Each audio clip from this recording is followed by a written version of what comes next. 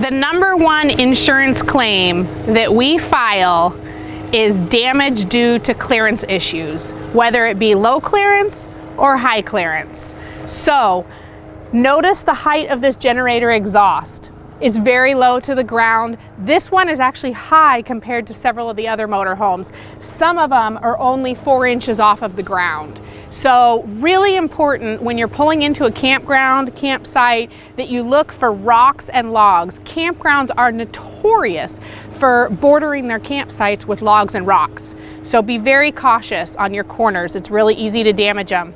For height clearance, as we come around and you look up on top of the motorhome, it's really common to see roof damage, side damage, and awning damage. Because you're sitting in this driver's seat, it's really important to remember that you have 6 feet of motorhome above you, including the air conditioner up there on top.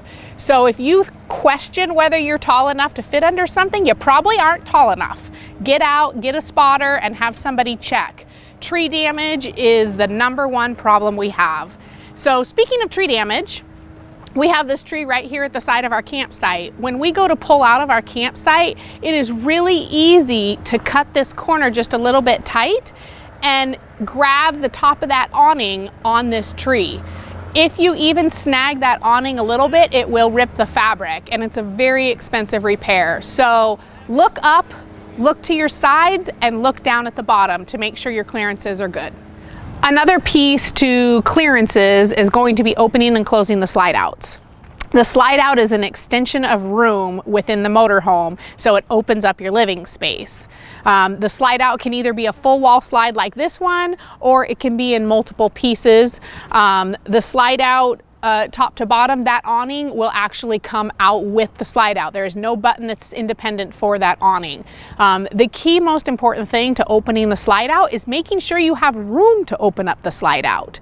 So as a general rule of thumb, make sure you have at least 4 feet of clearance. 4 feet of clearance means that any electrical boxes that are open, make sure that they're closed, and you have a good 4 feet here. This slide out happens to be 18 to 20 inches, but commonly they can be 3 to 3.5 feet wide.